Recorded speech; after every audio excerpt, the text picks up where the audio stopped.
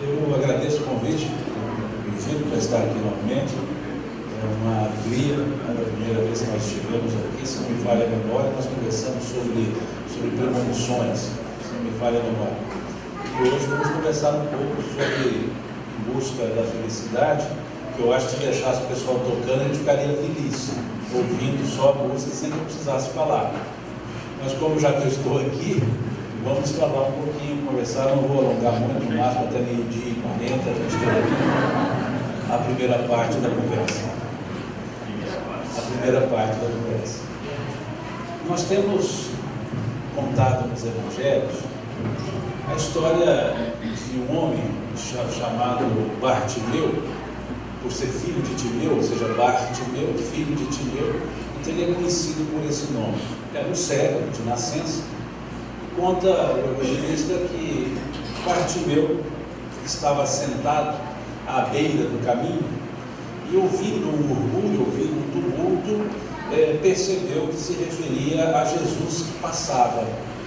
E ele então, sabendo que Jesus passava, ele começou a gritar: Senhor, filho de Davi, tenha compaixão de mim. E à medida que ele gritava, as pessoas o admoestavam, as pessoas pediam para que ele calasse. E quanto mais as pessoas pediam para que ele calasse, mais alto ele gritava, até que Jesus o ouve. E diz o evangelista que, ouvindo Jesus, Bartimeu gritar, parou e pediu que fossem chamá-lo. E as pessoas então chegaram a Bartimeu e disseram: tem bom ânimo, eis que ele te chama. E Bartimeu se levanta, diz o evangelista, joga longe a capa e vai ao encontro de Jesus. E quando ele se aproxima de Jesus, Jesus lhe pergunta: que queres tu que eu te faça? E Bartimeu responde: que eu veja. E Jesus diz: grande é a tua fé, vê. E diz o evangelista que a partir daquele momento começou Bartimeu a seguir a Jesus pelo caminho. É uma passagem muito interessante, porque ela traz para nós alguns símbolos existenciais. Nós percebemos que Bartimeu, cego de nascença, simboliza a cegueira que nós temos para com a própria vida. Muitas vezes nós somos pessoas que não enxergamos. Quando enxergamos, não discernimos, não separamos as coisas. E assim, quando estamos cegos, tudo se nos parece um grande tumulto. E por estarmos cegos, nós ficamos à beira do caminho, como estava Bartimeu, à beira do caminho. E estava Bartimeu sentado à beira do caminho, porque também ficamos muitas vezes acomodados, sentados, acomodados, fora do caminho, à margem do caminho. Mas Bartimeu, embora não enxergasse, desenvolveu muito bem o sentido da audição e percebeu que algo diferente estava acontecendo. E esse algo diferente que estava acontecendo, ele entendeu então que se tratava de Jesus. E sabendo quem era Jesus, ele começou a gritar. Da mesma forma, quando nós estamos no nosso momento de perceber as coisas, de perceber a vida, pode nos faltar alguns sentidos, mas nós não perdemos o rumo. Quando nós sabemos o que nós queremos, por mais que as coisas se pareçam confusas e difíceis, nós não perdemos o rumo. Nós ficamos atentos com os acontecimentos e não deixamos passar a hora. E assim Bartimeu fez. E ele então se mostrou, gritou, como nós muitas vezes fazemos quando as coisas se nos parecem difíceis. E à medida que as pessoas chamavam a atenção de Bartimeu, ele aumentava o grito, como se nós pudéssemos entender que à medida que as coisas possam nos parecer difíceis, nós temos que aumentar as nossas forças. Quanto mais difícil se nos apresenta a vida, mais nós temos que ter a vontade de viver, porque senão não seremos vistos, percebidos pela própria vida. A vida é algo que não nos dá nada. A vida só nos devolve aquilo que nós mesmos damos a ela. Da vida nada se espera, senão a vida que se leva. porque a vida ela é reativa, ela reage às ações que nós praticamos. Então, se somos pessoas que temos ânimo, a vida é animada para conosco. Se somos pessoas desanimadas, a vida é desanimada para conosco. Então, esse ponto é fundamental para nós entendermos o porquê que Bartimeu gritava mais. Por mais difícil que a vida se apresentar, mais nós temos que fazer. Então, quanto mais as pessoas chamavam a atenção de Bartimeu, mais alto ele gritava. E nesse aspecto, ele conseguiu algo muito interessante. Porque diz a passagem que Jesus estava passando. Porque Jesus, ele simboliza a vida com o seu dinamismo, com a sua dinâmica. Por isso ele estava passando, porque a vida sempre está passando, a vida não fica parada. E ao gritar, Bartimeu fez com que Jesus parasse. Diz o texto, e Jesus, ouvindo Bartimeu, parou. É como se a vida parasse quando nós dispuséssemos a vivê-la com intensidade. É como se os momentos agora estivessem aguardando as nossas ações. Só que a vida não vem até nós. As coisas não chegam até nós. Como Jesus não foi até Bartimeu. Ele então pediu que chamassem a Bartimeu. E as pessoas foram a Bartimeu levando o recado. A vida nos dá muitos recados. A vida nos manda recados todos os dias, nos próprios acontecimentos do dia a dia. São recados que a vida nos dá. São chamamentos que a vida nos faz. E nós ouvimos ou não, nós atendemos ou não. E assim disseram para Bartimeu: eis que ele te chama, tem bom ânimo. E é o que nós precisamos, ter bom ânimo para poder viver a vida. Ter bom ânimo para podermos ouvir esses recados da vida, ou seja, as oportunidades que a vida oferece, que não são gratuitas, são escolhas nossas, como dissemos aqui da última vez que conversamos. A vida material que nós temos são escolhas que fazemos no plano espiritual para exercermos aqui no plano material. Então, a vida não está nos dando gratuitamente, ela está fazendo aquilo que nós havíamos programado, dando-nos as oportunidades para as nossas atitudes. E Bartimeu, ouvindo que Jesus havia lhe chamado, levanta-se. O que quer dizer que para viver a vida nós temos que deixar a posição de acomodados, que nós temos que nos levantar, e nós nos levantamos sobre as nossas forças, sobre os nossos pés, sobre as nossas pernas. Nós nos levantamos por nós mesmos, com todo o amparo, mas levantamos com as nossas forças. Se nós não quisermos, ninguém nos levanta. Já tentaram pegar uma criancinha que não quer ficar de pé? Você a pega, põe de pé, ela solta. Você a pega, põe de pé, ela se solta. Por quê? Porque não quer ficar de pé. E Bartimeu, ouvindo tem bom ânimo, ele se esforça e se levanta. Mas há um fato interessantíssimo. Diz o evangelista que Bartimeu se levantou e ele pega um detalhe: levantou e jogou fora a sua capa. Um detalhe simples. Para que o evangelista ia ficar preocupado com detalhes de vestuário? Mas o que é uma capa? A capa é aquilo que nos protege externamente, mas ao mesmo tempo encobre a parte interna. Quando eu estou com a capa, ninguém está me vendo senão a capa. E Bartimeu jogou fora a capa, ou seja, deixou de lado as aparências, deixou de lado a exterioridade, porque esse encontro com Jesus é de consciência para com Ele, é de consciência para conosco mesmos. Esse encontro com a vida não são as aparências, não são as imagens que nós passamos para os outros, é o nosso interior, é a nossa consciência, é o que nós realmente somos, porque é a hora de nós nos encontrarmos conosco.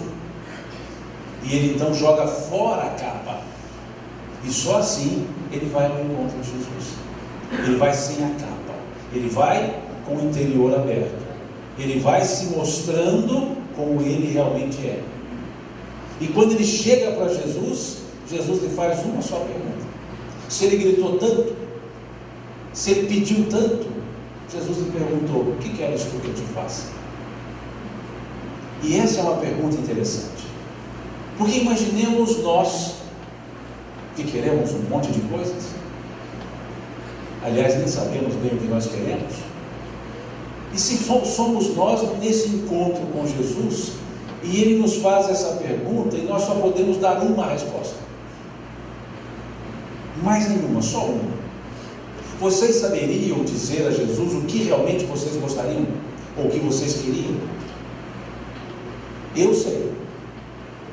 Como eu já analisei essa passagem várias vezes, eu tenho na ponta da língua o que eu quero. Eu diria assim para Jesus: eu quero um tempo para saber o que eu quero, porque nós nunca sabemos o que nós queremos. Nós queremos tantas coisas, nós queremos tantas coisas que nós não sabemos o que queremos. E quem não sabe o que procura, não sabe o que fazer quando encontrar. Quando achar, quando encontrar, não vai saber o que fazer, porque não sabe o que estava procurando. E isso é o ponto. Bartimeu sabia o que ele queria. Quando Jesus lhe perguntou: que queres tu que eu te faça? Ele respondeu: que eu veja, que eu saia dessa cegueira, que eu entenda a vida, que eu aprenda a discernir as coisas, que eu possa fazer as escolhas com consciência do que eu quero. E Jesus respondeu para ele: grande é a tua fé, vê. E foi tão forte isso para Bartimeu, ele sabia com tanta segurança o que ele realmente queria, que a narrativa se encerra dizendo que ele então começou a seguir a Jesus pelo caminho. A passagem começa dizendo que Bartimeu estava sentado à beira do caminho. E tão logo ele discerniu as coisas, tão logo ele enxergou, ele viu qual era o caminho. E aí então ele passou a seguir a Jesus pelo caminho, e não mais ficou à margem do caminho.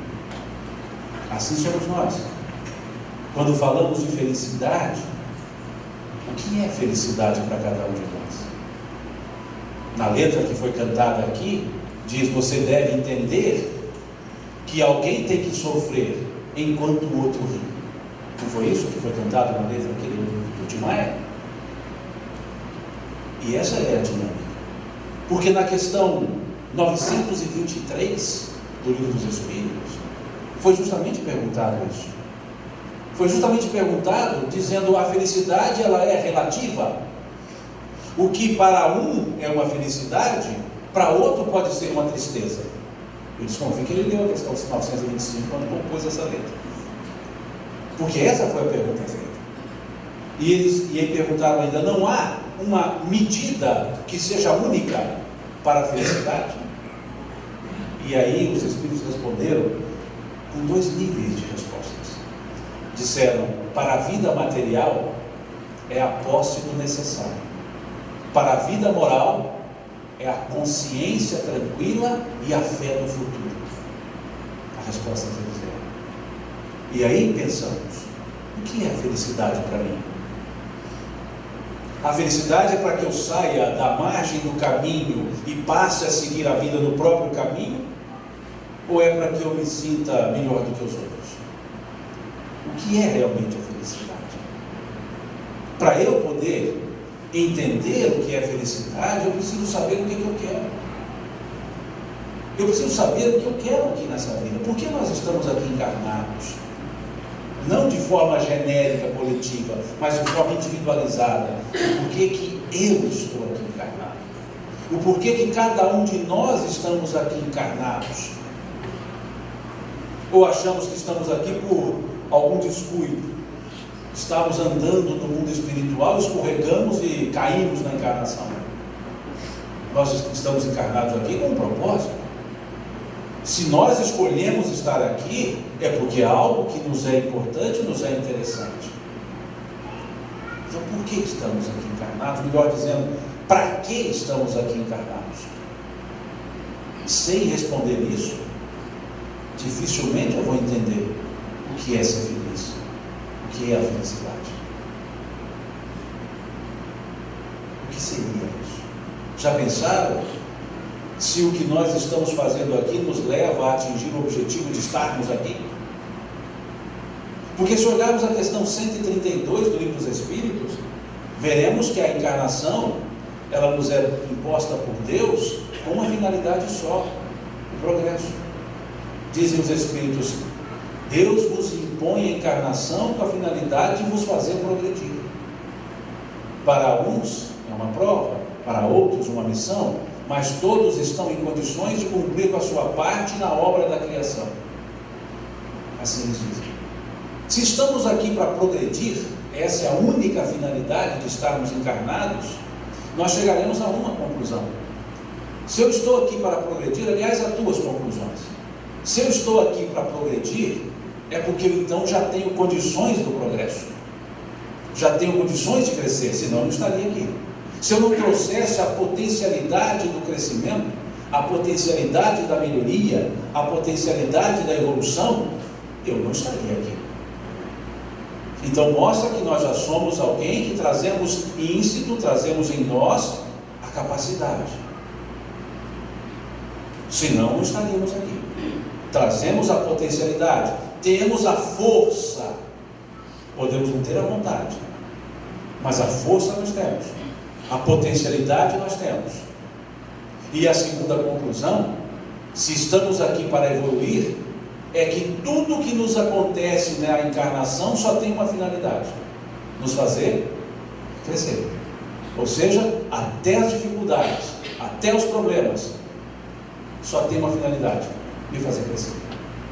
Nada que aconteça na minha encarnação é para me destruir, ou é para complicar a minha vida. Pelo contrário, é para descomplicar a minha vida. É para que eu possa sobrepor a essas dificuldades, como Bartimeu assim o fez, no grito, no nosso caso nas ações, e possa crescer, e possa me desenvolver. Então estar encarnado, ao contrário do que muitos pensam, não é uma punição. A encarnação não é punição para ninguém. A encarnação é oportunidade redentora de crescimento, conforme vemos na questão 171 do Livro dos Espíritos. Em que se baseia a verdade da reencarnação? Na justiça de Deus. Pois um bom pai nunca fecha as portas para o arrependimento dos seus filhos. Então, estar encarnado não é estar aqui para sofrer, não é estar aqui para ser punido. Reencarnação, melhor dizendo, a encarnação não é um descuido e não é uma punição. Muito ao contrário, é algo fundamental para o nosso crescimento. O que já deveria nos fazer pessoas mais esperançosas. O fato de estarmos encarnados já deveria nos fazer pessoas dispostas a viver melhor. Já deveria nos fazer pessoas menos desanimadas, até que ficássemos animadas. O fato de estarmos encarnados, independentemente da situação e condição, já era motivo para agradecermos a Deus a oportunidade de crescer. Já que a encarnação tem finalidade a nossa evolução, tem por finalidade a nossa evolução. Deus vos impõe a encarnação com a finalidade de nos fazer progredir. Já era motivo para ficarmos sorrindo. Já era motivo para a gente olhar as coisas com olhos de quem pode solucioná-las. Não foi isso que Jesus disse? Meu Pai não coloca fardos pesados em ombros fracos. E por que o fardo não é pesado? Porque ele é proporcional às nossas forças, porque fomos nós que escolhemos o gênero de vida que nós gostaríamos de ter. Questão 258 do Livro dos Espíritos. Nós escolhemos o gênero de provas pelo qual queremos passar. Então, por isso, o fardo não é pesado, porque a escolha é nossa. E temos um ditado lá em Minas que diz que o combinado não sai caro. Então, se combinamos antes, não é caro fazer aqui depois. Mas nós somos pessoas muquerelas. que é uma pessoa muquerela? É aquela pessoa que reúne em si o murmúrio, a queixa, a reclamação e a lamentação. Peguemos as primeiras sílabas e formamos a palavra muquerela.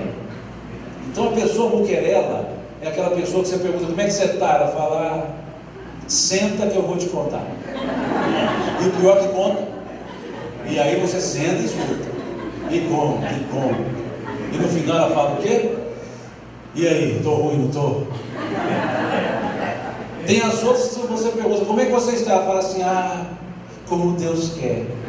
Ou seja, está ótimo, né? Porque como Deus quer.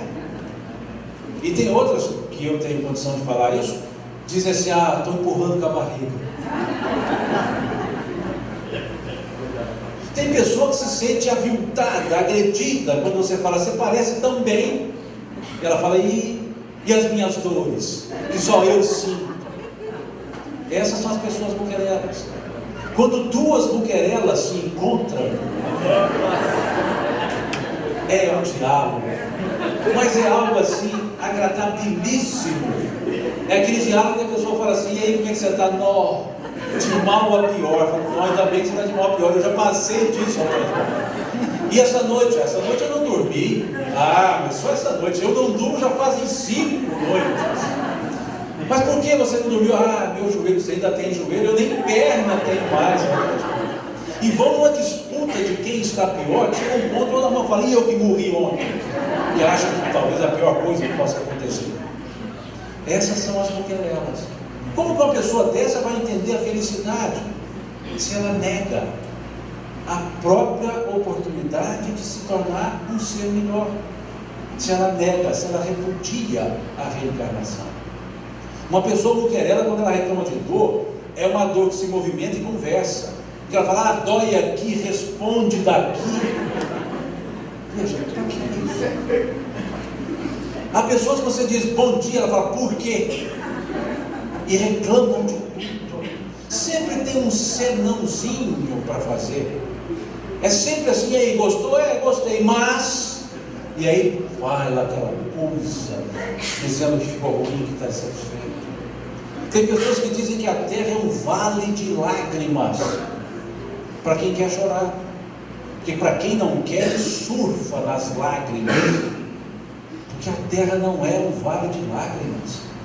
A terra é uma escola de aprendizado e uma oportunidade de redenção que nós temos. Nós somos, grosso modo, uns 30 bilhões de espíritos na psicosfera terrestre e na Terra.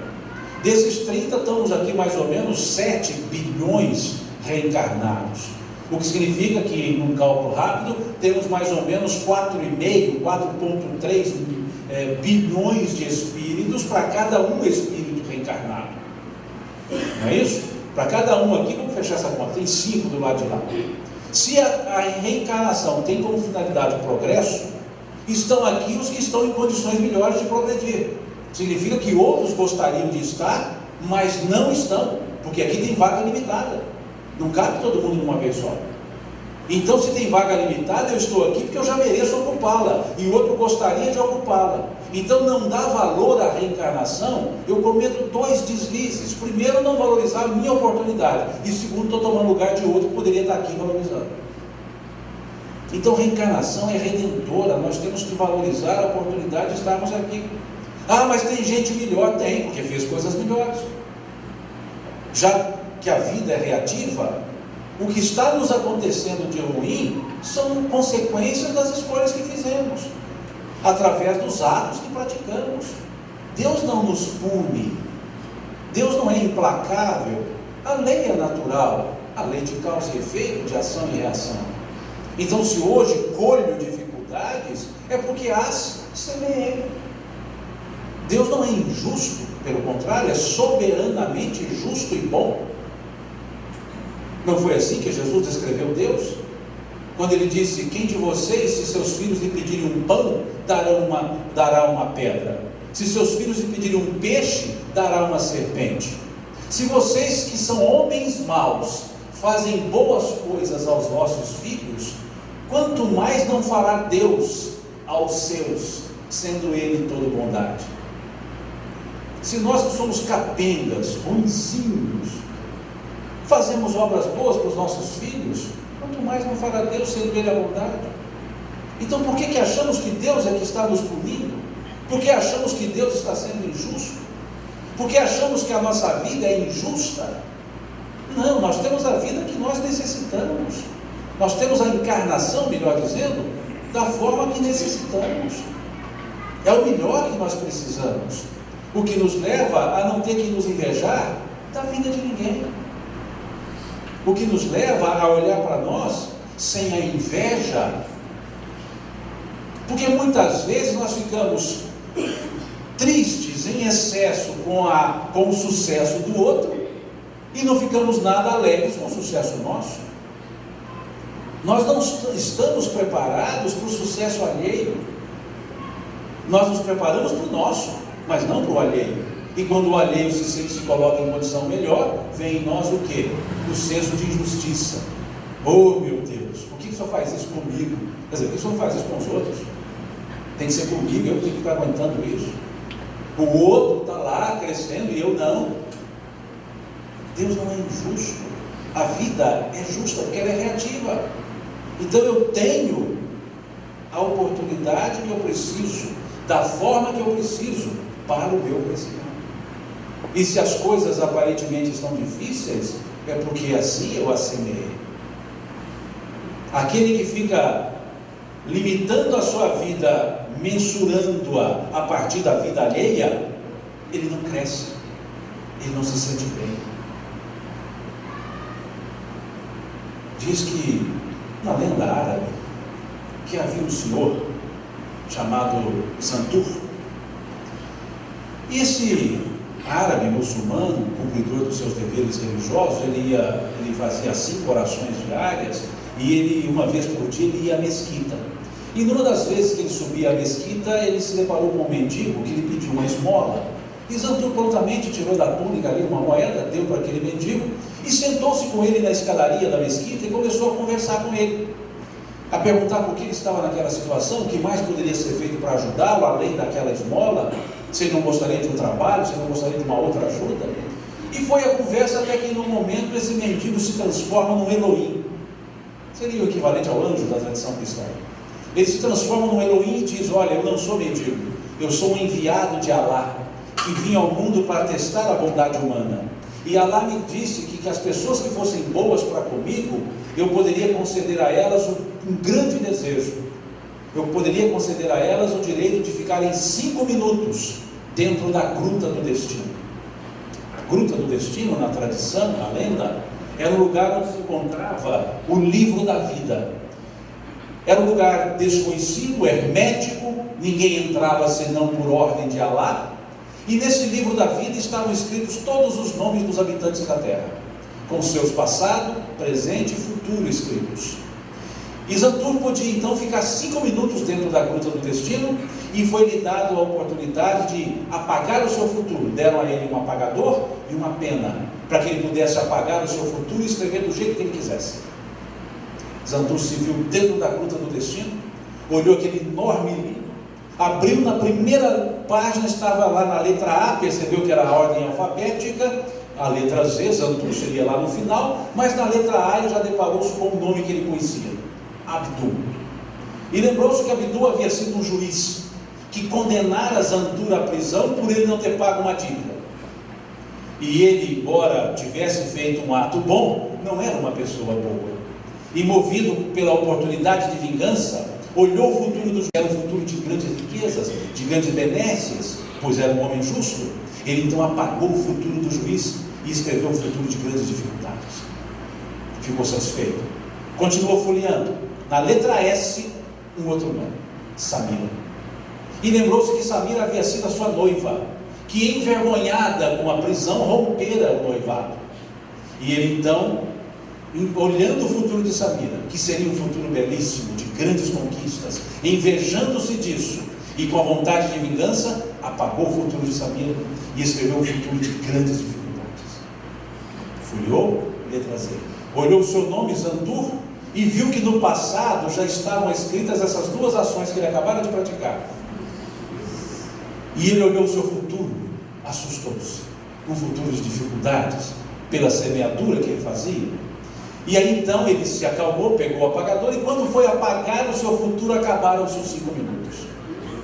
E da mesma forma que ele se viu na gruta, ele se viu de fora da gruta, lá na escadaria, com o apagador na mão, o seu futuro exposto, e ele não teve tempo de cuidar da sua própria vida, porque estava se ocupando pela inveja de atrapalhar as vidas alheias. Assim somos nós. Uma vida não bem vivida, não entendida, ela se esvai como se fossem 5 minutos. Uma encarnação não bem trabalhada, ela voa como se fossem 5 minutos. E quando acordamos para cuidar da nossa existência, já acabou a própria encarnação. Porque ficamos ocupados em ver os outros e não olhar para nós. Não egoisticamente, mas olhar para nós, porque nós somos os únicos responsáveis pela nossa existência. Nós somos os artífices da nossa própria vida. Somos nós, como dizia o filósofo Gonzaguinha, somos nós que fazemos a vida como der, puder ou vier, sempre indesejada, por mais que esteja errada. Diferentemente de outros dizeres, como numa outra música, que dizia: deixa a vida me levar, a vida leva eu. Que nós deveríamos cantar: vida, deixe-me levá-la, vida, levo-a eu. Porque eu é que levo a vida e não a vida que me leva. Então nós precisamos repensar essa forma de encarar a vida. Não nos sentirmos vítimas da vida, mas sentirmos-nos os agentes, os artífices, os responsáveis pelas nossas vidas, em função das escolhas que nós fazemos. Desde o ato encarnatório. É comum alguns filhos revoltosos e revoltados com os pais dizerem: eu não escolhi para nascer. Escolheu. Eu não escolhi para nascer aqui. Escolheu. Então, nós que somos reencarnacionistas não podemos nos valer dessa frase, porque nós escolhemos. Desde o momento que nós escolhemos a encarnação até o momento da desencarnação, são escolhas que nós fazemos sempre. E é fácil fazer escolha? As mulheres que digam. Quando abre aquele guarda-roupa com N roupas, tem lá 100 e tantas peças de roupas, e põe tudo aquilo na cama. Gente, eu estou precisando de roupa nova. Por quê? Porque escolher não é fácil. Não é fácil fazer escolha. E nós vivemos de escolhas. A nossa vida inteira é uma escolha. Sempre, tudo que nós vamos fazer é escolha. E a escolha de quem? Nossa. E a responsabilidade pelas consequências de quem? Nossa. Então escolhamos sentir a felicidade. Porque ter a felicidade nós já temos. Nós somos seres felizes. Porque essa é a tônica da lei natural.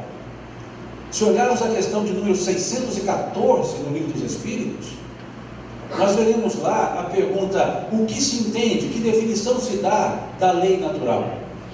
E a resposta dos Espíritos é a lei de Deus, única e verdadeira, feita para a felicidade do homem. Ela lhe indica o que deve ou não deve fazer, e o homem só é infeliz quando dela se afasta. Então vejamos, a lei de Deus, a lei natural. Deus é eterno. Se Ele é eterno, suas leis são eternas. Deus é imutável. Se Ele é imutável, suas leis são imutáveis. Se a lei natural, a lei de Deus, foi feita para a felicidade do homem, do ser humano, então a felicidade é eterna. A felicidade não é circunstancial. A felicidade é algo que é o objetivo, que é o foco da lei natural, da lei de Deus. Tudo então que nós vivemos é para nos conduzir à ideia de felicidade. Então felicidade não é algo que eu busco, é algo que eu possuo, porque faz parte da minha essência de criação. Por quê? Porque onde está escrita a lei de Deus? Questão 621 do Livro dos Espíritos. Na consciência. Se a lei de Deus está na minha consciência e a lei de Deus foi feita para a felicidade do homem, a felicidade do homem está onde então? Na minha consciência. O que nos leva a inferir que felicidade é um estado de consciência. Como diz uma letra de uma música lá do Coral de Araxá, da Terezinha Flores, lá do Alexandre, felicidade é mudança interior, consciência tranquila, saúde e amor. Então, sem a consciência tranquila, eu estou infeliz. Mas eu não sou infeliz. Eu estou infeliz. Porque o que significa o prefixo in? Negação. Infeliz não é aquele desprovido de felicidade. Infeliz é aquele que nega a felicidade. E não foi essa a resposta que os Espíritos deram? O homem só é infeliz quando da lei se afasta. Se é infeliz quando da lei se afasta e a lei está na nossa consciência, o estado de infelicidade é devido a quê? A consciência intranquila, não tranquila. Então, onde está a nossa felicidade? Na paz de consciência, na serenidade interior. Por isso o Bartimeu se mostrou a Jesus sem a capa, de consciência para consciência. E é por isso que, se nós quisermos esse encontro com a felicidade, nós temos que fazer uma viagem interior. Não é à toa que na questão 919 do Livro dos Espíritos foi dito que o meio prático e eficaz para vencermos na vida e resistirmos ao arrebatamento do mal era o quê? O autoconhecimento. Qual é o meio prático e eficaz para se vencer na vida e resistir ao arrebatamento do mal? Um sábio da antiguidade nos disse: conhece-te a ti mesmo. É uma viagem interior em busca da plenitude. Porque se eu não me conheço, eu não me vejo, eu não me sinto, e eu não percebo a felicidade. A felicidade não depende dos outros para comigo. A felicidade não depende das questões exteriores. A felicidade depende exclusivamente de uma questão interior. Então, se eu busco a felicidade em outra pessoa, eu encontrarei? Não. Então, onde eu busco a felicidade para encontrá-la? Dentro de nós. Eu creio que os dois filósofos, Almir Sater e Renato Teixeira, quando escreveram o tratado existencial chamado Tocando em Frente, eles leram essas questões. Porque eles escreveram: cada ser em si carrega o dom de ser capaz, o dom de ser feliz. Então é algo que está dentro. Vocês já perceberam que quando Jesus falava do reino dos céus, nas parábolas, ele sempre levava a esse entendimento, falando de maneira diferente para cada tipo de público, mas sempre chamando a atenção para o mesmo entendimento. O reino de Deus é semelhante ao homem que foi ao mar e jogou as redes e pegou peixes grandes e pequenos. Voltando à praia, separou os grandes dos pequenos, jogando os pequenos fora e levando os grandes ao mercado. Onde se pega peixe? Dentro da água. O reino de Deus é semelhante ao homem que semeou o trigo, e à noite, vindo o inimigo, semeou o joio. Quando começaram a crescer, viram os servos que os dois estavam juntos, e procuraram o Senhor, dizendo: vamos arrancar o joio. E o Senhor disse: não, deixai-os crescer juntos, pois se arrancarmos agora, eles muito se parecem, e ao arrancar o joio, poderemos também arrancar o trigo. Quando da colheita, colheremos os dois, e aí sim, separaremos o joio do trigo. Levaremos o joio à fornalha e o trigo ao celeiro. Onde se planta a semente? Dentro da terra. O reino de Deus é semelhante a um homem que encontrou um tesouro enterrado em um campo. Sabendo o valor do tesouro, vendeu tudo que tinha e comprou aquele campo. Estava enterrado? Estava dentro. O reino de Deus é semelhante a um homem que encontrou uma pérola. E sabendo o valor dessa pérola, vendeu tudo que tinha e comprou aquela pérola. Onde se encontra a pérola? Dentro de uma ostra. O reino de Deus é semelhante a uma mulher que colocou o fermento E o fermento fez crescer a massa. O fermento faz a massa crescer de fora para dentro ou de dentro para fora? De dentro para fora.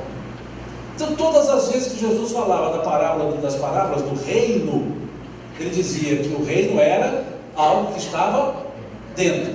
E depois ele disse o quê? O reino de Deus está dentro de vós.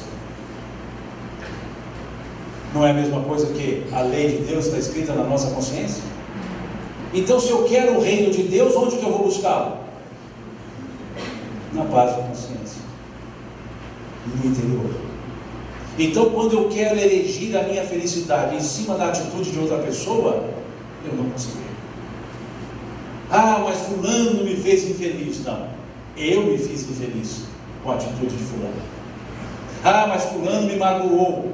Não, fulano não me magoa, eu que me magoei com a atitude do fulano. Mágoa é algo que só eu tenho, e só diz respeito a mim, e só afeta a mim. Mágoa é como se disséssemos, é um veneno que eu tomo querendo que o outro morra, porque o veneno só faz mal para aquele que possui. Mágoa, ou magoar, o verbo magoar, deveria ser conjugado na forma pronominal, na forma reflexiva. Eu me magoo, tu te magoas, ele se magoa. E não ele me magoa, eu te magoo. Porque na verdade só a própria pessoa faz isso. Dizia André Luiz, no livro Nos Domínios da Mediunidade, conservar a mágoa é permanecer nas sombras. E aí dizemos que a felicidade não é nesse mundo porque eu vivo magoado com as pessoas. Então como resolver a felicidade? Não me magoando com as pessoas. Ah, mas elas são problema delas. O que eu sinto é problema meu. Então elas podem fazer o que quiserem, e eu posso não me magoar com isso. Ah, mas eu esperava tanto dessa pessoa. Então não espere nada. Espere o que lhe chegar. E aprenda a amar as pessoas, independentemente se elas lhe dão ou não amor. Mãe não é assim com filho? Filho magoa a mãe? Não. Mãe se magoa com o filho? Não. Ela fala, que papelão. E até usa a mão côncava na nádega convexa, algumas vezes da criancinha. Eu creio que o Roberto Carlos deve ter se inspirado nisso, para falar o côncavo e o convexo na letra da sua música, que é uma junção perfeita, pedagogicamente, não na prática. Mas ela dá aquela palmadinha e depois faz o quê? Acaricia a criança. A criança leva aquela palmadinha e faz o quê? Corre para o colo da mãe, porque sabe que ali o sentimento é verdadeiro, não há campo para mágoa. E esse é o ponto que nós não percebemos. Nós queremos que as pessoas façam aquilo que nós queremos e não aquilo que elas querem. E quando não fazem o que nós queremos, nos magoamos. Não porque elas fizeram, mas porque elas não fizeram da forma que eu queria. Agora, se eu deixar as pessoas viverem da forma que elas gostam e deixar serem que elas são, eu não me magoarei. Quando eu aprender a gostar sem me apegar, eu não me magoarei. Quando eu perceber que as pessoas são donas de si mesmas, eu não me magoarei. Quando eu aprender a amar as pessoas independentemente dos atos que elas pratiquem, eu não me magoarei. Não é assim a letra de uma das músicas? É preciso amar as pessoas como se não tivesse amanhã. Mas nós amamos justamente porque queremos para hoje. Nós amamos porque queremos que elas nos façam algumas coisas. E dentre elas, o que nós queremos quando nós amamos uma pessoa? Que elas nos façam felizes. É muito caro o preço que eu cobro para amar as pessoas. Porque eu as amo querendo que elas me façam felizes. Nos façam felizes. Ou me façam feliz. E é um preço muito caro que eu estou cobrando. Porque eu preciso amar sem querer de nada de volta. Mas como eu quero, eu me magoo. Quando eu me magoo, eu me sinto infeliz. Por quê? Porque eu afetei minha consciência. Então onde está a felicidade? Em nós. E por que eu tenho que ir em busca dela? Eu não tenho que ir em busca dela. Eu tenho apenas que permitir que ela saia por mim e não de mim. Porque ela está em mim.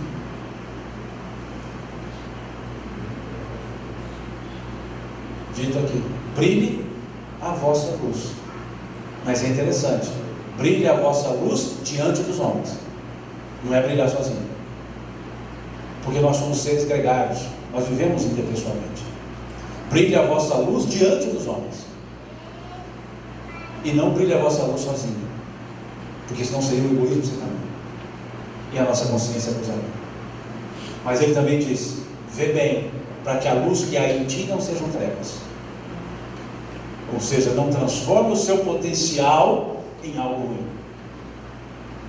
Acredita mais na vida, acredita mais nas suas forças, conte com o amparo do alto, com o amparo de Deus, mas busque a solução pelas suas atitudes, e aí a pessoa se sente melhor.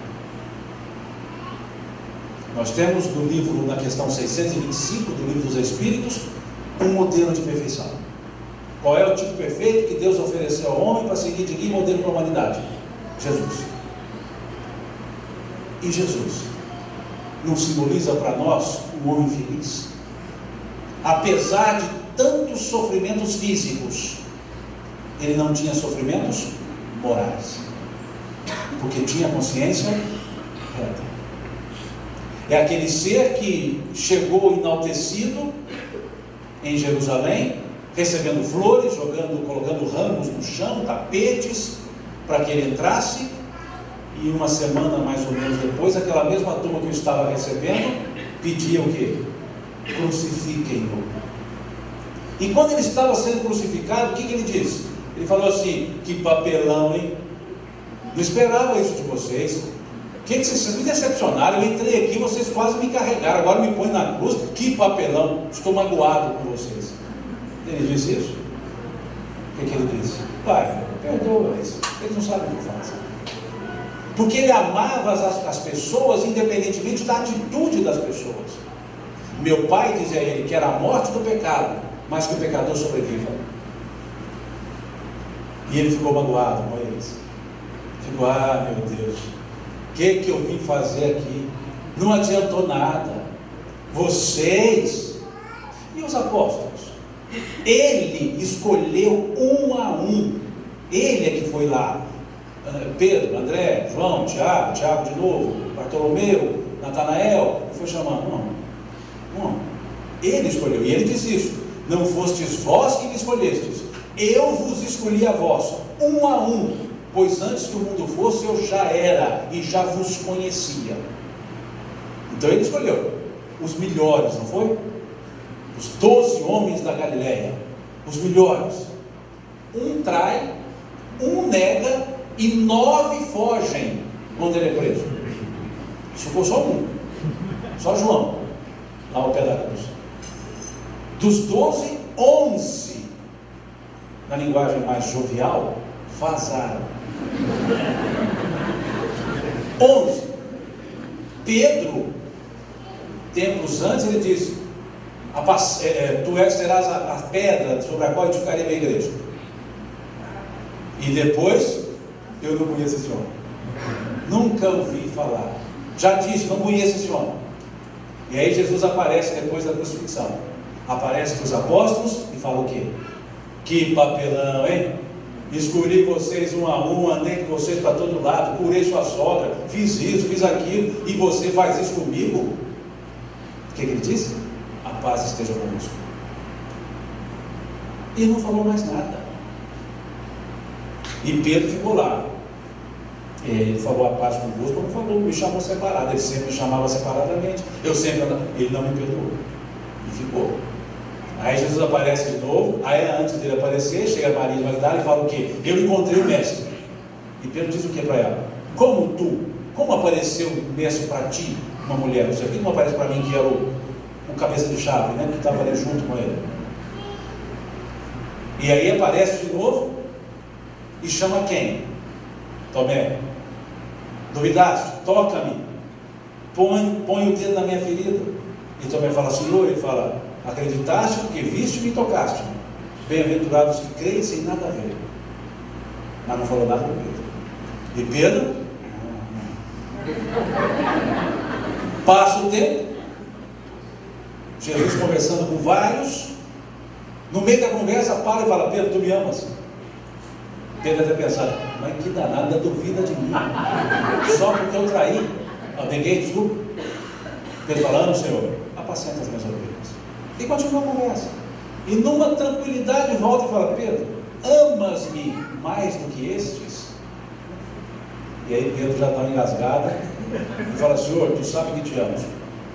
Te amo, apacenta as minhas ovelhas. Legal. Continua a conversa. No final da conversa ele vira-se para Pedro e fala assim: Simão, filho de Jonas, amas-me mais do que os outros? Não é mais do que esses agora não, mais do que os outros? E Pedro responde chorando. E é interessante, pessoa que tem nome coletivo, nome composto, desculpa, que não é hábito chamar por nome composto, quando ela é chamada pelo nome composto, ela se assusta um pouco. Por exemplo, no meu caso, Simão Pedro, não é muito comum chamar Simão Pedro, eu chamo Simão de Pedro. Minha mãe, quando me chamava por Simão, era alguma coisa que eu tinha que fazer para ela, ou ir à rua fazer um mandado, alguma coisa assim. Quando ela me chamava pelo apelido, obviamente não vou dizer qual, ela era alguma coisa que ela tinha que me dar. Então, pelo apelido é alguma coisa que eu ganharia, pelo nome Simão é alguma coisa para eu fazer. E quando ela chamava Simão Pedro, era alguma coisa que eu tinha feito. E aí a coisa ficava mais difícil.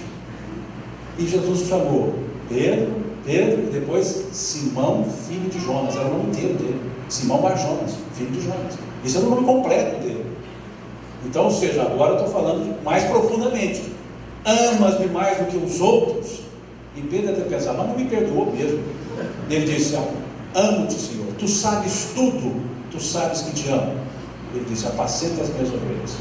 E aí caiu a ficha de Pedro. Vocês não vão achar, o evangelho caiu a ficha, óbvio. Pedro havia negado Jesus de boca 3 vezes. Pedro reafirma o seu amor a Jesus de boca 3 vezes.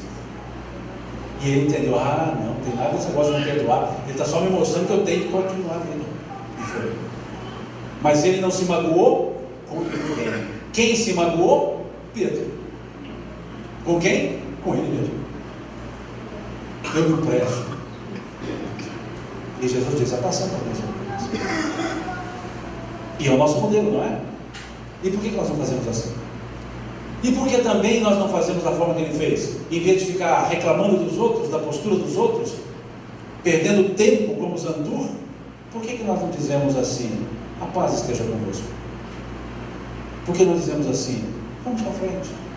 Você aprontou comigo, não tem problema, vamos para frente. Não apronte mais. Não foi isso que Jesus disse? Vai e não peques mais. Mas não, nós ficamos murmurando, ruminando animalmente. E quem sofre com isso? Nós mesmos. Porque nós padecemos de dores físicas e dores morais. E se Jesus é o nosso modelo, o que eu deveria me perguntar? Como aconteceu na letra de uma coisa, cantada por Padre Zezinho. Ele diz assim: um dia uma criança me parou, olhou-me nos meus olhos a sorrir, caneta e papel na sua mão, tarefa escolar para cumprir, e perguntou-me no meio de um sorriso o que é preciso para ser feliz. Amar como Jesus amou, sonhar como Jesus sonhou, sentir o que Jesus sentia, sorrir como Jesus sorria, e ao chegar o fim do dia, eu sei que eu dormiria mais feliz. Ele leu a questão 625 quando ele comprou essa música. Porque isso é que está escrito lá: modelo perfeito para ser copiado. E a gente não copia. Quando queremos ser felizes, o que é que nós buscamos? As coisas. Se eu comprar essa casa, eu ficarei mais feliz. Se eu trocar de carro, eu ficarei mais feliz. E aí vamos para a primeira parte da resposta da questão 923 do Livro dos Espíritos. Qual é a medida comum da felicidade? Para a vida material, a posse do necessário. Agora, há uma diferença entre necessário e desejável. Há uma diferença entre necessidade e desejo. Necessidade é o que eu preciso, desejo é o que eu quero. E nem sempre o que eu quero é o que eu preciso. E isso aqui está na questão 725 do Livro dos Espíritos. A humanidade, criando para si novas fontes de necessidades, não é motivo de tormento? Eles respondem: as falsas necessidades que criais. Falsas necessidades, em outras palavras, desejos. E aí a gente faz o quê? Quer atender o desejo como se fosse algo que nos traria felicidade, quando o necessário era apenas valorizar a felicidade que trazemos na consciência. Naquela passagem de Marta e Maria, Jesus lá na casa das duas, recebido por elas, conversando com as duas, Marta se levanta e vai para os afazeres da casa, e começa a cuidar dos afazeres da casa, e Marta aos pés de Jesus, sentada ouvindo. E num dado momento, Marta vira-se para Jesus e fala: Senhor, estou eu aqui, fatigada pelos trabalhos, e Maria aí parada te ouvindo, despeça para que ela possa me ajudar. E qual foi a resposta que Jesus disse para ela? Marta, Marta, andas fatigada por muitas coisas, mas uma só coisa lhe é necessária, essa que Maria escolheu, a melhor parte, a qual nunca lhe será tirada. Ou seja, um entendimento sobre a vida, entender o porquê da nossa vida, entender esse ato de viver. E isso nunca vai ser tirado, porque conhecimento é algo que aprendemos e nunca perdemos, mesmo que passemos para os outros. É a única coisa que nós podemos dar para todo mundo que nunca ficamos sem. É o que nós sabemos, é o conhecimento que trazemos, é o entendimento que temos. E essa nunca, disse Jesus, lhe será tirada. E nós, quando ficamos correndo, nós estamos nos desejos, e isso nos será tirado. Mas quando paramos e valorizamos a vida, como dizia o apóstolo Paulo, como dizia ele, aprendi a viver contente em toda e qualquer situação. Sei viver em abundância, mas sei viver em penúria. Justamente isso. Porque em abundância a consciência é tranquila, em penúria a consciência é tranquila. E a gente fica correndo atrás dos desejos, e são insaciáveis. Compro uma televisão, aquela televisão que faz tudo, não tem nem fiação mais, é ligação direta, Bluetooth, surround, controle remoto, já com caixas que ficam suspensas no ar, que lava, passa e cozinha, a melhor televisão do mundo. E aí eu compro, ponho na minha casa, acabo de ligá-la e assisto uma programação, uma propaganda de uma televisão que faz tudo isso que a minha faz, mas leva e busca a menina na escola. E aí eu falo: essa televisão nem me presta, está ultrapassada, e já estou querendo comprar outra. Como é que nós fazemos com celulares, não é isso? Qual a função do celular? Falar e ouvir. Você fala por ele e ouve por ele. E hoje você compra celular que inclusive faz essas coisas. Inclusive você fala por ele e ouve por ele. Isso é o que? Necessidade ou desejo? Desejo. A necessidade é eu falar, mas eu vou para os desejos. E aí compro em 46 suaves prestações e fico 46 meses preocupado, quando na verdade a necessidade era outra coisa. Quando perguntaram a Platão sobre isso, distinga-nos necessidade e desejo, ele disse: durma no chão por 30 dias, passe a pão e água, qualquer coisa além disso é desejo. Ou seja, necessidade é comer, o que é desejo? Necessidade é dormir, onde é desejo? E a gente não percebe isso, ficamos nos desejos. A resposta foi: para a vida material é a posse do necessário. Então nós não somos felizes materialmente porque não estamos percebendo o necessário, estamos querendo viver dos desejos. Vejam, insaciáveis e normalmente comparados com outros. Ah, fulano comprou, tem que comprar. Meu vizinho trocou de carro, tem que trocar. Ele pintou a casa, tem que pintar. Veja. Daqui a pouco ele morre, tem que morrer. A gente vive se comparando aos outros. Isso não é necessidade, isso é desejo. E o desejo nos tira do eixo. Porque muitas vezes eu passo a adquirir aquilo que eu não preciso e nem tenho condições de ter. Quantas pessoas reclamam da vida porque gastam o que não têm? Porque necessitam? Não, porque desejam. Um filósofo dos desenhos animados, chamado Baloo, era um urso, lá do filme Mowgli. A primeira coisa que ele ensinou ao Mowgli é um ser humano, e ele um urso. A primeira coisa que ele ensinou ao Mowgli foi justamente diferenciar necessidade e desejo. E numa musiquinha, que eu não vou cantar, obviamente, em respeito a vocês, óbvio, ele cantou para o Mowgli: necessário, somente o necessário. O extraordinário é demais, por isso eu uso e vivo o necessário. E a gente quer o quê? O extraordinário. As pessoas comuns buscam as coisas extraordinárias, mas só as pessoas extraordinárias valorizam as coisas comuns. Para que eu possa dar valor ao comum, tem que ser extraordinário. Mas como eu sou comum, eu só dou valor ao extraordinário. O comum é vivermos alegres com as pessoas, é valorizarmos as convivências. Mas quando estamos convivendo, ficamos brigando, reclamando, lamentando. E depois que nos distanciamos, ficamos com saudade da época que convivíamos. Porque quando convivíamos, não dávamos o valor que dávamos. Não dávamos o valor que deveríamos dar. E aí ficamos com a saudade. E a saudade é o quê? Querer fazer de novo aquilo que eu não fiz bem feito e não posso mais fazer. Isso é que é saudade. Por isso saudade é dolorosa. Porque eu quero fazer aquilo que eu não fiz da forma que eu queria, deveria ter feito, mas eu não posso fazer mais.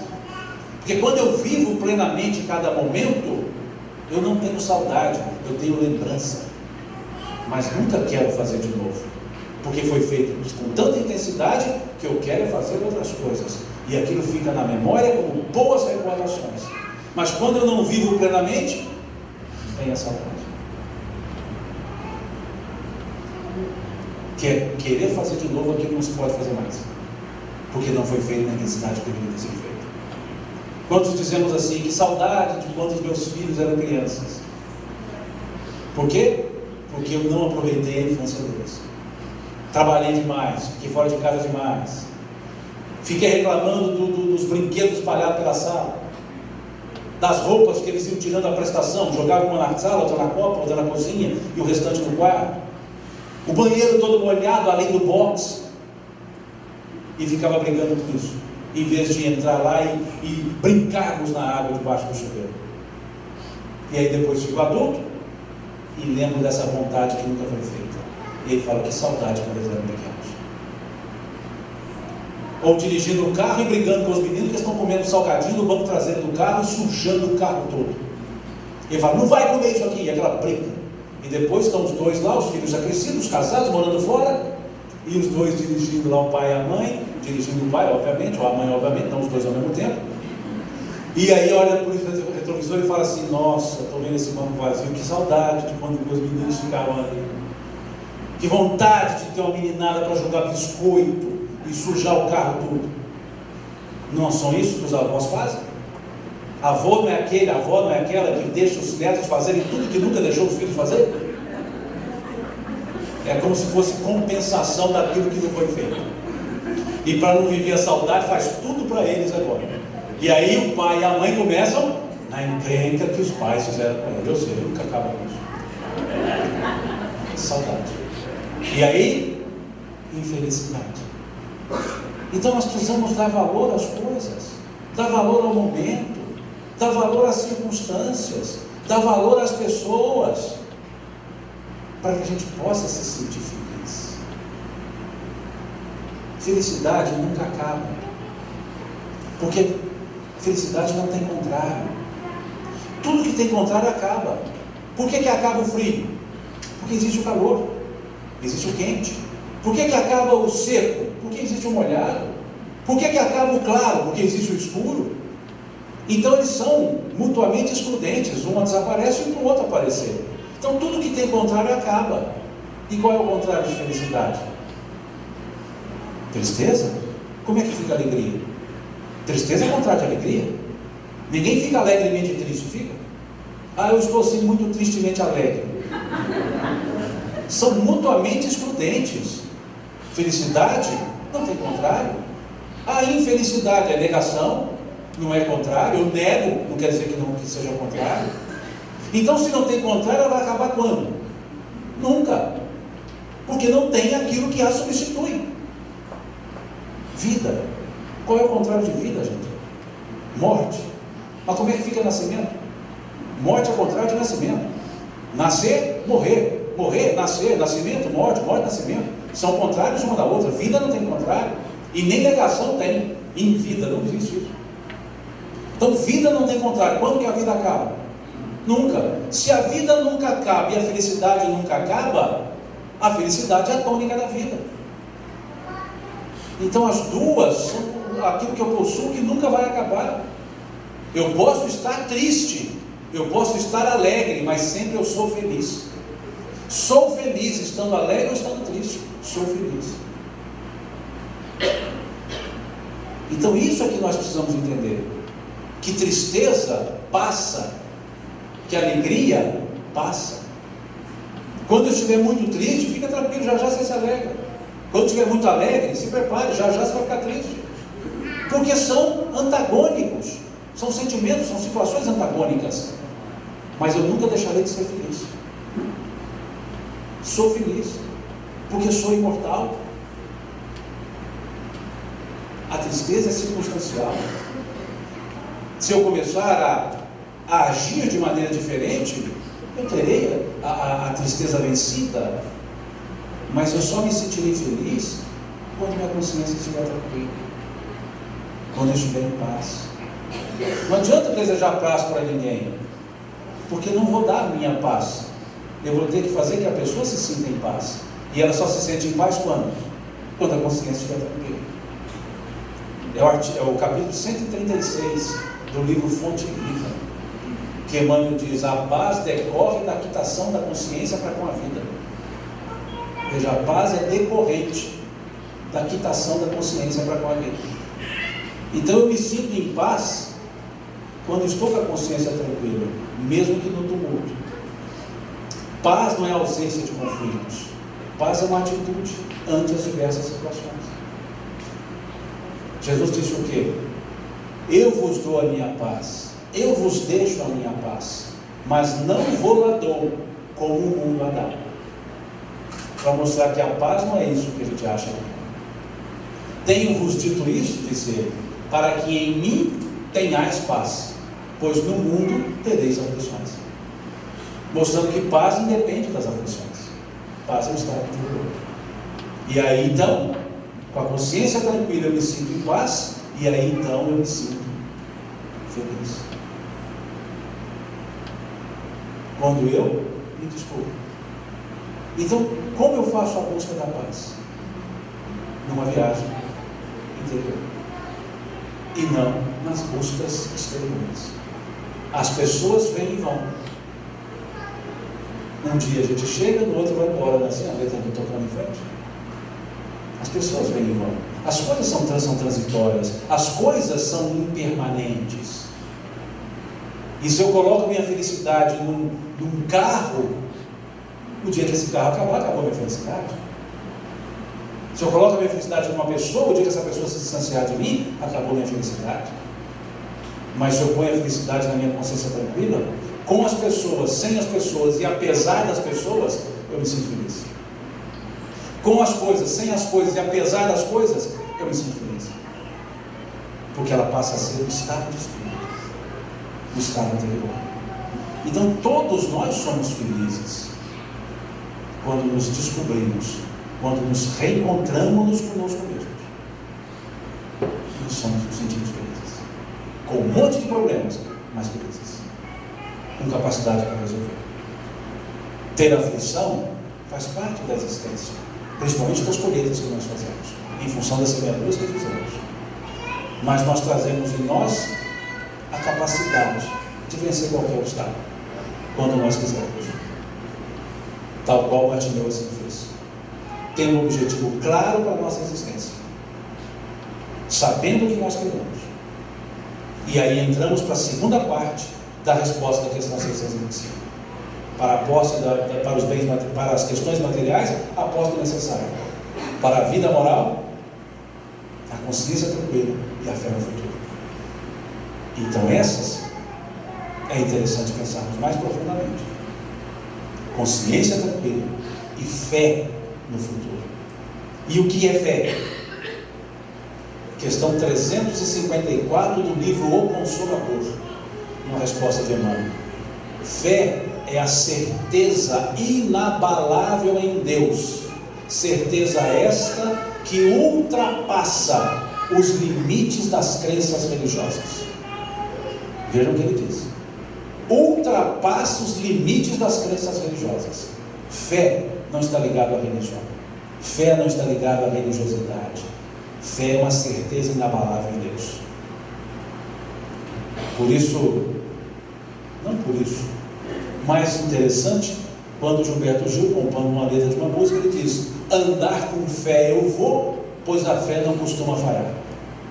A fé não costuma, a fé nunca falha, porque é a certeza inabalável em Deus. E quando eu tenho a certeza inabalável em Deus, eu posso agir como o cantor Clara Nunes: levanta, sacode a poeira, dá a volta por cima.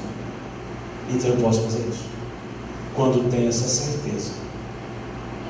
E aí eu tenho a fé inabalável, a certeza inabalável, ou seja, a fé, e a consciência tranquila é a felicidade moral. Consciência tranquila e fé. É difícil? Não é, se nós quisermos. Mas é difícil quando nos falta vontade. Porque no livro Pensamento e Vida, Emmanuel diz que a vontade é a aplicação da fé. Por isso ele coloca no departamento da mente a vontade. Lá no livro Pensamento e Vida. A vontade é a aplicabilidade da fé. Então, se eu creio, mas não ajo, eu não tenho fé, porque me falta vontade. Então, tenhamos fé, certeza, e apliquemo-la na nossa vida, com a consciência tranquila. E aí, é só correr para o abraço. Somos felizes. Porque, aliás, descobrimos-nos felizes, porque já somos felizes.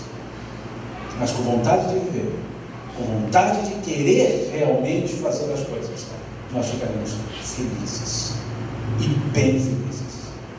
E aí não podemos dizer que a nossa vida é ruim, porque muitos de nós dizemos isso. Como eu gostaria de outra vida, de viver a vida do outro, como minha vida não é boa. O que nos leva a uma historiazinha que me mandaram por internet, e eu não sei se o fato aconteceu, mas eu posso afirmar que o fato é verdadeiro. Eu creio que ele não aconteceu, eu tenho quase certeza que ele não aconteceu, mas eu tenho certeza que ele é verdadeiro. Vocês vão entender. Me mandaram lá um texto que dizia assim, que um homem queria vender um sítio, e ele andando pela rua encontrou-se com o poeta Olavo Bilac e disse a ele: poeta, eu queria vender meu sítio, que o senhor conhece também. Será que o senhor poderia escrever um anúncio para pôr no jornal? O poeta pegou um papel e escreveu: vende-se encantadora propriedade, onde no extenso arvoredo cantam os pássaros ao amanhecer. É cortada por marejantes e cristalinas águas de um belo ribeirão, e a casa nela existente é banhada pelo sol nascente e oferece as sombras tranquilas das tardes nas varandas. Passados alguns dias, o poeta se encontra com o homem e pergunta: e aí, vendeu o sítio? Ele disse: nem pensei mais nisso. Depois que eu li o anúncio, que eu vi a maravilha que eu tinha. Assim é a nossa vida. Depois que alguém nos mostra a beleza da nossa vida, nós damos atenção a ela. Então não coloquemos nossa vida para ser anunciada. Valorizemos-la nós mesmos, porque é a melhor vida do mundo, a minha. A melhor vida do mundo, a de vocês. Porque somente vocês podem vivê-la, somente eu posso vivê-la. Então não há vida melhor do que a minha. E não deixemos que outros vejam a beleza da nossa vida antes de nós. Vejamos nós mesmos. O pão dela é a nossa vida, para que depois eu possa mostrar essa beleza para os outros. É preciso acreditar nisso e perceber que a nossa vida é única, exclusiva, e só nós podemos viver. E assim entendendo, Felicidade é só um detalhe da vida abundante que nós temos. Deus vos deu a vida, disse Jesus, e vô-la deu em abundância. Então, basta que nós vivamos abundantemente essa vida abundante que Deus nos deu. E não tem como nos dizer não felizes, estando vivos, espiritualmente falando, e estamos encarnados, materialmente falando. Não existe oportunidade melhor. Existirmos e estarmos aqui. E valorizem cada minuto da vida de vocês. Valorizem cada pessoa com a qual vocês conviverem. Valorizem cada coisa boa que acontecer. Valorizem cada coisa ruim que acontecer. Porque faz parte da existência. E a gente só se sente completo quando se sente vivendo a própria existência. Agradeço mais uma vez ao Virgílio pelo convite. Desculpe-me se porventura não abarquei o que vocês esperavam com o tema. De uma forma mineira de agradecer, Deus lhes pague pela atenção e pelo carinho. Muito obrigado.